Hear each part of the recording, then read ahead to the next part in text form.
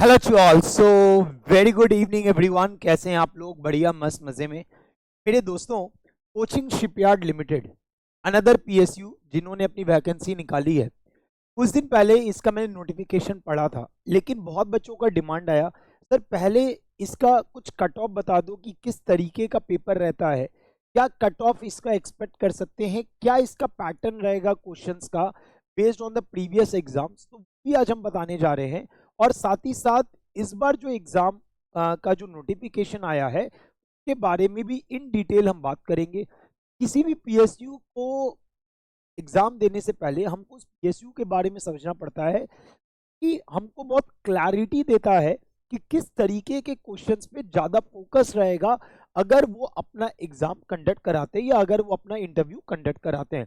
Will go one by one in detail, और branch specific कैसे questions हो सकते हैं उसके बारे में हम लोग डिस्कस कर रहे होंगे।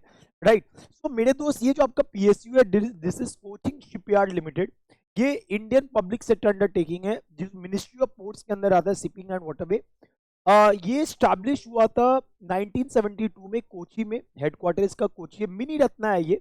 और इसका मेजर रोल होता है ऑफशोर कंस्ट्रक्शन, आपका कॉमर्शियल वेसल्स, डिफेंस शिप्स, इन सब में इनका काम होता है।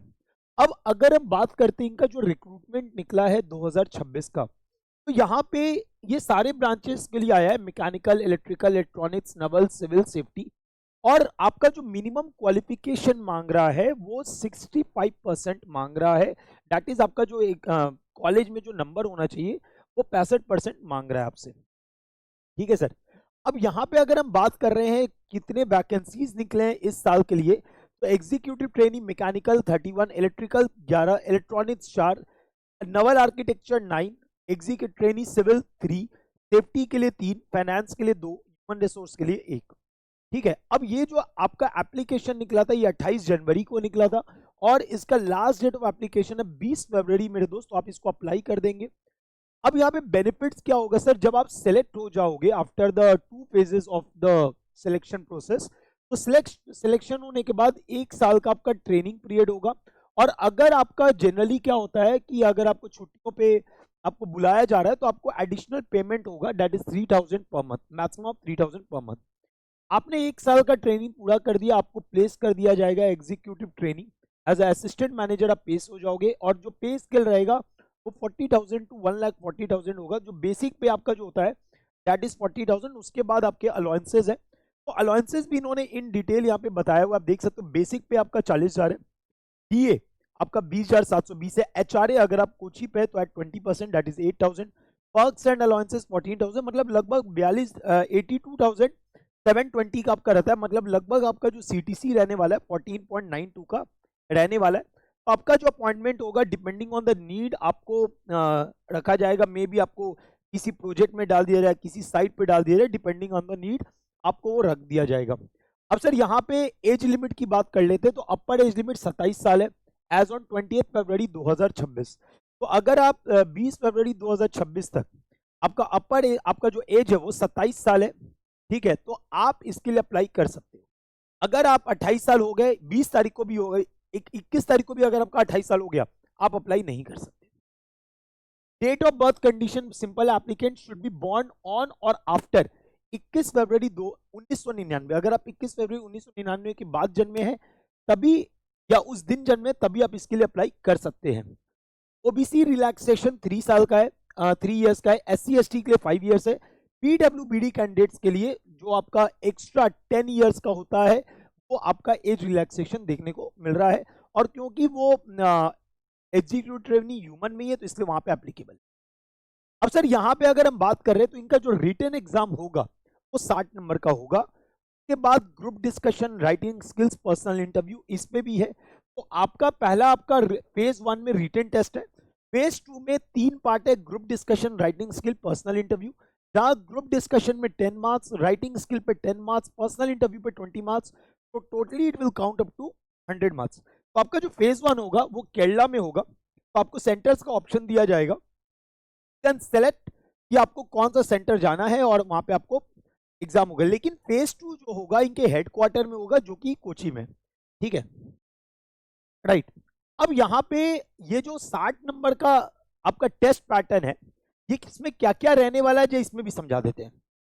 60 नंबर के एमसीक्यू में 40 नंबर आपका टेक्निकल रहने वाला है, 5 नंबर आपका रीजनिंग होगा, 5 number numerical ability, 5 number English और 5 नंबर जनरल अवेयरनेस। ठीक है, तो ये आपका totally count to 60 marks. 1 mark पर क्वेश्चन होता है, there is no negative marking, कोई नेगेटिव मार्किंग नहीं होगा।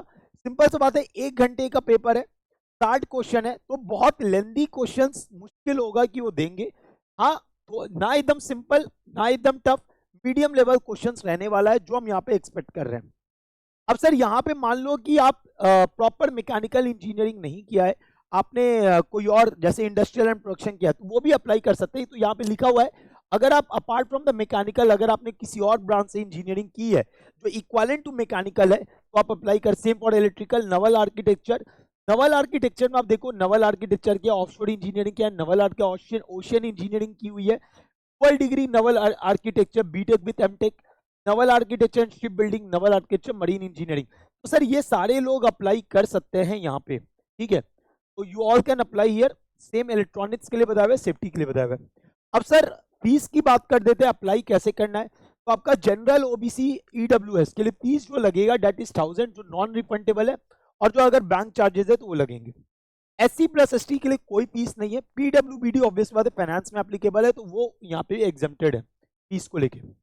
अब सर ये हमारा कट ऑफ है जो 2023 में एग्जाम हुआ था कोचिंग शिपयार्ड लिमिटेड का, उसके बेसिस पे यहाँ पे दे रहे हैं। तो क्योंकि मैंने बोला 60 नंबर का पेपर होगा, तो 60 नंबर का पेपर है, तो मैकेनिकल में 39 कट ऑफ गया था अनरिजर्व के लिए, इलेक्ट्रिकल में 33, इलेक्ट्रॉनिक्स में 32, इंस्ट्रूमेंटेशन में 30, नवल में 29, सेफ्टी में 35, आईटी में 33। इस समय सिविल नहीं था यहाँ पे, इसी कारण से सिविल में आपको यहाँ पे कट ऑफ नहीं दिखाया मैंने। बट जो ट्रेंड हमको देखने को मिल रहा है, लग रहा है वही होगा, 35 टू 38 के अराउंड आपका सिविल में भी कट ऑफ रहने वाला है इन द अनरिजर्व कैटेगरी। बाकी आपका अलग अलग कैटेगरी में आपको देख सकते हो। मैकेनिकल में देख रहे हो 39, इलेक्ट्रिकल में 37, तो वही मैं बोल रहा हूँ 35 टू 40 अनरिजर्व कैटेगरी में सिविल का भी कट ऑफ आप एक्सपेक्ट कर सकते हो। तो उसके अनुसार आपको अपने एग्जाम को लिखना होगा, राइट। तो my dear learners, cut off से यही समझ में आता है कि आपका जो एग्जाम का लेवल रहने वाला है वो मीडियम टू हाई रेंज में रहने वाला है। मतलब एकदम सिंपल भी नहीं होगा कि टिक किया और आंसर हो गया। अगर वैसा होता तो 60 में आराम से बच्चा 55 56 स्कोर कर सकता था, लेकिन क्योंकि जो स्कोर है 60 में 40 का राउंड आ रहा है, 35 से 40 का राउंड है, इसका मतलब ये हो रहा है क्योंकि एप्टीट्यूड पार्ट तो बहुत आसान होता है, 15 नंबर का एप्टीट्यूड पार्ट है, वो बहुत आसानी से बच्चा कर सकता है। लेकिन जो प्रॉब्लम आती है वो प्रॉब्लम आती है टेक्निकल में। आप जो फंसते होगे वो टेक्निकल में फंसते होगे, ठीक है। तो अब वहां पे जो हमको लेवल समझ में आ रहा है थोड़ा बढ़िया रहने वाला है, क्योंकि कट ऑफ से ये चीज समझ में आता है ना। तो कट ऑफ क्योंकि थोड़ा ऊपर रेंज में दिख रहा है, इसलिए मेरे को लगता है कि आपका जो पेपर लेवल होगा वो मीडियम टू हाई लेवल में रहने वाला है। तो जो बच्चा गेट की तैयारी कर रहा है उसको कभी प्रॉब्लम होगी ही नहीं, right. So thank you everyone, see you all for the next video, till then bye bye.